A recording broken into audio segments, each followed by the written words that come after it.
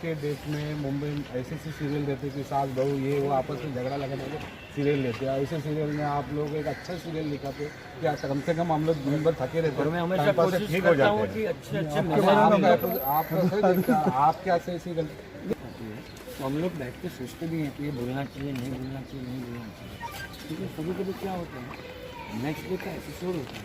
तो इतने प्रेशर में हम लोग काम करते हैं कि एक एपिसोड एक दिन में खत्म करना बहुत नामुमकिन हो जाता है। तो क्या होता है वो एपिसोड में क्या होगा, कोई साथ में बैठा नहीं, हम लोग का रिहर्सल हुआ नहीं, चलो चलो डायलॉग बोलो सबको कह जो आया असिस्टेंट जो क्यों दे रहा है हम लोग बोले जा रहे ये चीज़ दिमाग में आई, मतलब ध्यान नहीं दिया और आपकी गलती से आप अपनी गलती एक्सेप्ट कर रहे हो। मैं कर रहा हूँ। और लेकिन नेक्स्ट टाइम अपेक्षा करते हैं साहेब से आपसे भी मैं असं होणार नाही तुमच्याकडे। नहीं कभी कभी नक्की ना? नक्की अरे नक्की हाँ थैंक यू। तारक मेहता का उल्टा चश्मा इस हिंदी धारावाहिक में काम करने वाले बापू चंपकलाल ऐसा रोल करने वाले अमित भट्ट, इन्होंने अपने एक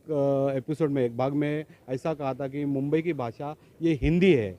तो मुंबई की भाषा हिंदी ऐसा बोल के ये मराठी भाषा का अपमान कर रहे हैं और मराठी भाषा का अपमान महाराष्ट्र सैनिक मन से कभी भी सहन करेगी नहीं। और इसके लिए हमको जब पता चला था हम उसके घर पे अग्रवाल टावर जो कांदोली में है वहाँ आए थे, उनसे हमने इस बारे में चर्चा की तो उन्होंने तुरंत अपनी गलती एक्सेप्ट की और हमसे माफ़ी मांगा और माफ़ी लेटर में उन्होंने लिखा, राज्यसभा के नाम से भी माफ़ी मांगा और महाराष्ट्र की जनता से भी माफ़ी मांगा कि मुझसे ये जल्दी में एपिसोड उन्होंने हम लोग को स्क्रिप्ट पढ़ने देते तो हमने बराबर से पढ़ा नहीं मैंने और गलती से मेरे से हुआ और मैं इसके लिए बहुत दिलगिरी व्यक्त करता हूँ कि ऐसा आइंदा कभी भविष्य में मेरे से गलती नहीं होगी। और उन्होंने माफ़ी मांगा इसलिए हमने फिर ज़्यादा बात नहीं की, उन्होंने माफ़ी लेटर भी हमसे दिया है।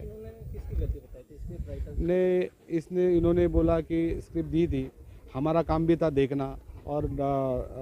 जो डायरेक्टर प्रोड्यूसर उनका भी काम था, तो गलती हुई मेरे से ही क्योंकि मेरा काम था बोलने का, तो मैं अपनी गलती एक्सेप्ट करता हूं। और उन्होंने फिर महाराष्ट्र की जनता के नाम से, राज साहब के नाम से एक लेटर, माफ़ीनामा लेटर दिया हुआ है कि आइंदा भविष्य में मेरे से ऐसी गलती कभी नहीं होगी।